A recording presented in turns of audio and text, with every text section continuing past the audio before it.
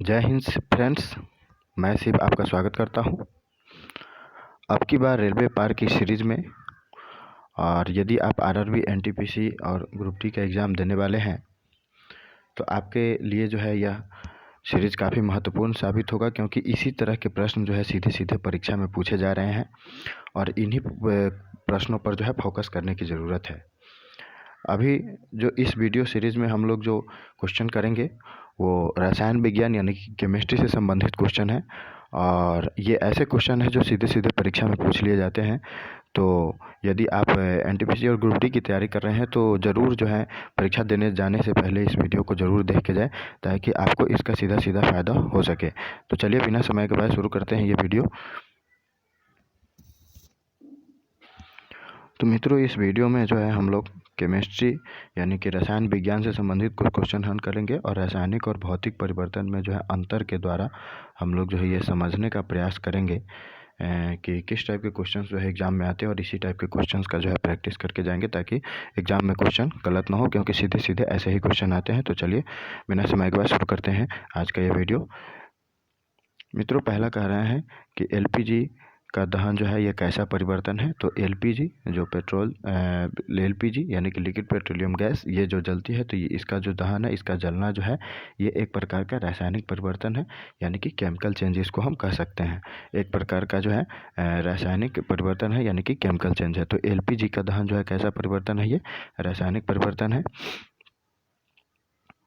पहले आप ये जान लीजिए कि भौतिक परिवर्तन और रासायनिक परिवर्तन कहते किसे हैं। तो भौतिक परिवर्तन ऐसा परिवर्तन है जिस परिवर्तन में अगर कोई चीज़ किसी चीज़ का दहन होता है, अगर किसी चीज़ का क्षरण होता है तो वो जो है फिर से अपने पूर्व अवस्था में आ जाती है। जबकि रासायनिक परिवर्तन ऐसा परिवर्तन है जिसमें जो है वस्तु अपने पूर्व अवस्था में यानी कि पहले वाली अवस्था में नहीं आती है। तो इस प्रकार के परिवर्तन को जो है रासायनिक परिवर्तन कहते हैं। जैसे दूध से अगर दही जम जाती है तो दही जो है फिर से दूध वाली अवस्था में नहीं आ सकती है। तो इसलिए जो है ये इस प्रकार का जो एग्जाम्पल हुआ यह एक प्रकार का जो है रासायनिक परिवर्तन हुआ। जबकि पानी को बात करें तो उसको अगर हम बर्फ़ बना दें और बर्फ़ से जो है फिर पानी बना सकते हैं, तो ये जो है एक प्रकार का फिजिकल परिवर्तन है। तो इस प्रकार हम समझ सकते हैं रासायनिक परिवर्तन और फिजिकल यानी कि भौतिक परिवर्तन को। तो इसी प्रकार जो है एलपीजी का दहन जो है ये एक प्रकार का रासायनिक परिवर्तन है।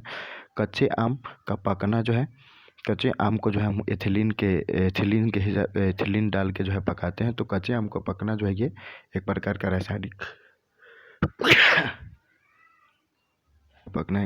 रासायनिक परिवर्तन है।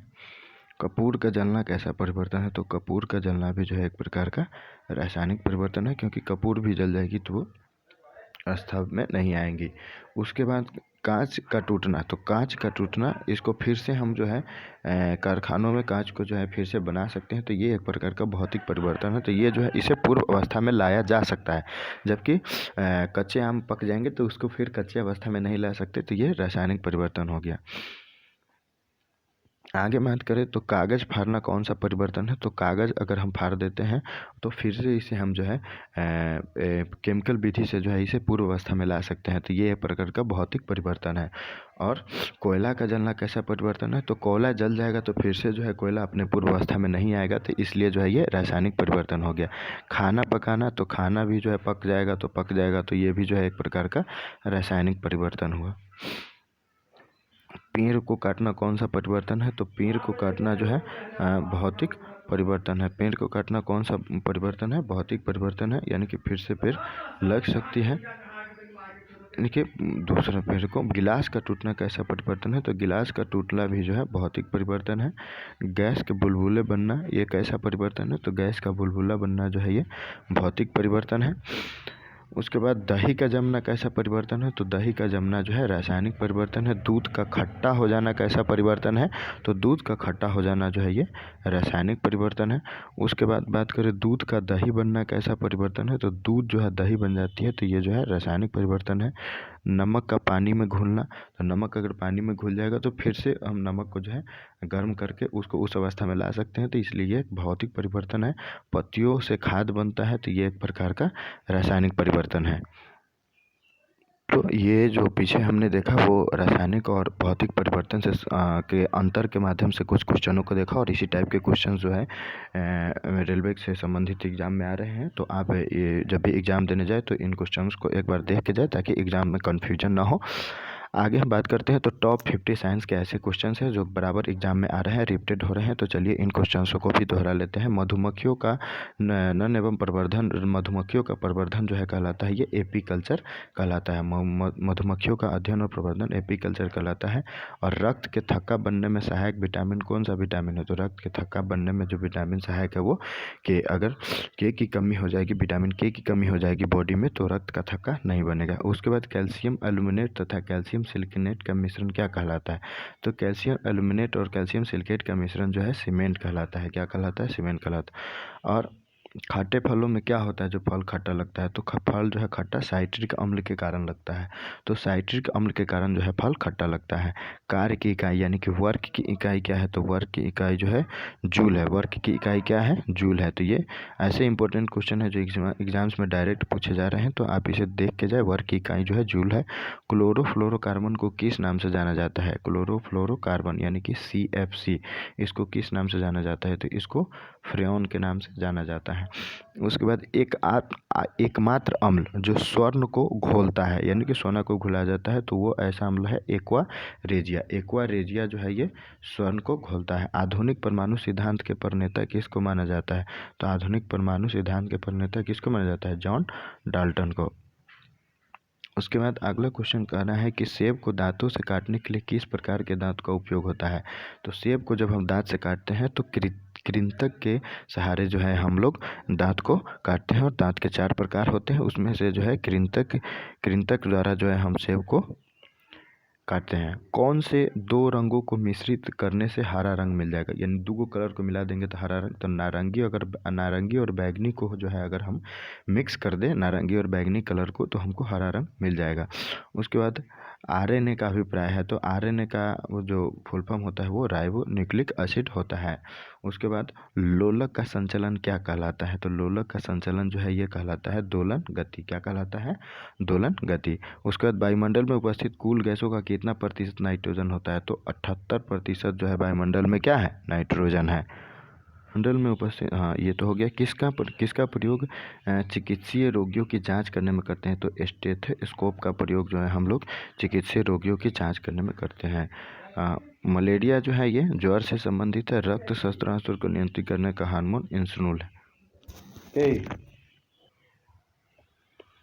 रक्त शर्करा स्तर को नियंत्रित करने वाला हार्मोन जो है वो इंसुलिन है। तो इंसुलिन की कमी से जो है डायबिटीज यानी कि मधुमेह रोग हो जाता है, चिनिया बीमारी जिसे कहते हैं। तो रक्त शर्करा स्तर को जो कंट्रोल करता है वो कौन सा हार्मोन है? तो वो जो हार्मोन है वो इंसुलिन है कि कैल्शियम हाइड्रोक्साइड का प्रयोग, कैल्शियम हाइड्रोक्साइड का प्रयोग करके मोर्टार के प्लास्टर का निर्माण किया जाता है। इसे किस नाम से जाना जाता है?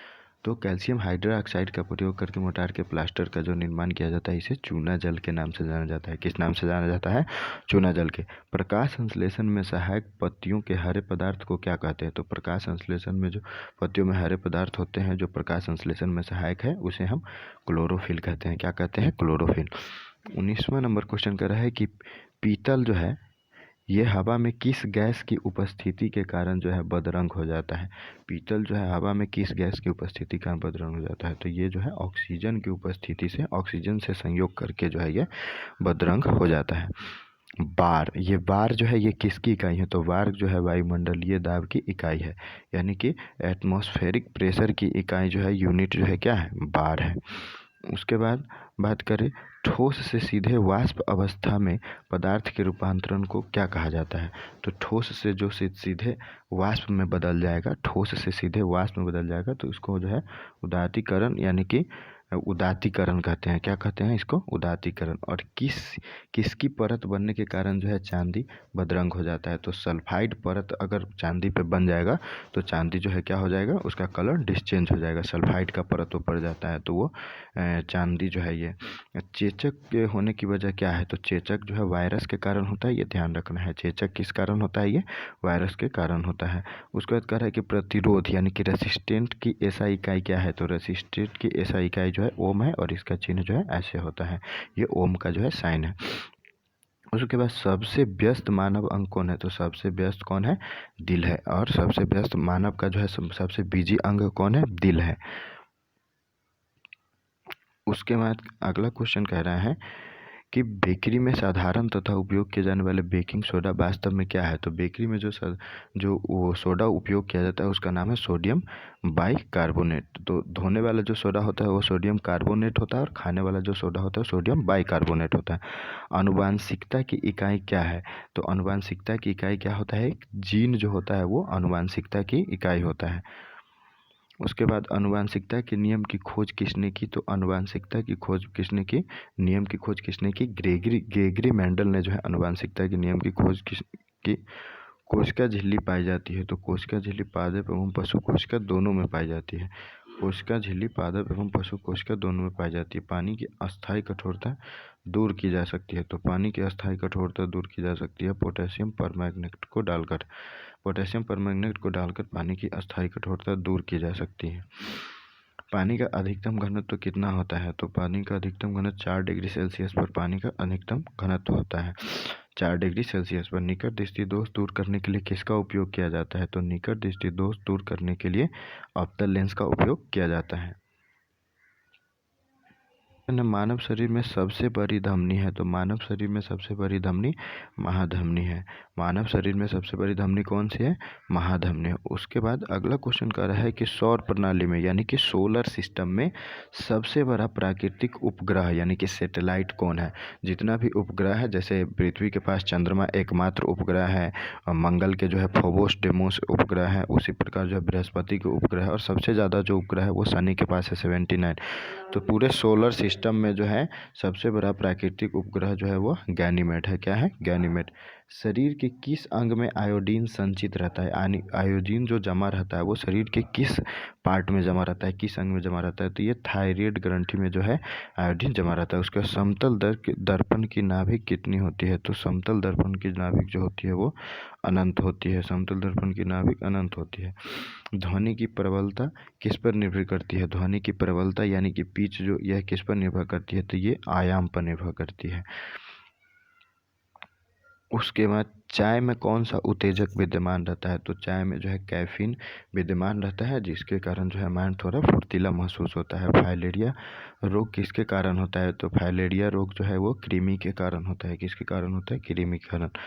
मानव मूत्र क्या होता है? क्षारीय होता है या अम्लीय? तो मानव मूत्र जो है वो अम्लीय होता है। मानव का मूत्र जो है अम्लीय होता है। विटामिन ए का रासायनिक नाम क्या है? तो विटामिन ए का रासायनिक नाम रेटिनॉल है। उसके बाद क्रायोजिक इंजनों का अनुप्रयोग कहाँ किया जाता है? तो क्रायोजिक अनुप्रयोग जो है वो रॉकेट टेक्नोलॉजी में किया जाता है। ये काफ़ी ठंडे इलाके में भी जो है ये इस प्रकार के इंजन जो है काम करते हैं। तो क्रायोजिक इंजन का उपयोग जो है रॉकेट टेक्नोलॉजी में किया जाता है। पलकों के किनारे कौन सी ग्रंथि पाई जाती है? तो पलकों के किनारे जो है मीबोमियन ग्रंथि पाई जाती है। हमारी जो आँख के पास पलक है और उनके किनारे जो है मीबोमियन ग्रंथि पाई जाती है। उसके बाद मनुष्य की आहार नाल के किस भाग में कोई भी एंजाइम नहीं पाया जाता? मनुष्य के आहार नाल के किस भाग में कोई एंजाइम नहीं पाया जाता? तो ग्रसिका में जो है कोई एंजाइम नहीं पाया जाता। उसके बाद अमाशय की दीवार से कौन सा एंजाइम निकलता है? तो अमाशय की दीवार से है जो मित्रों एंजाइम निकलता है उसका नाम है गैस्ट्रिन। गैस्ट्रिन एंजाइम जो है अमाशय की दीवार से निकलता है। उसके बाद रुधिर किस प्रकार का ऊतक है? तो रुधिर जो है ये एक प्रकार का संयोजी ऊतक है।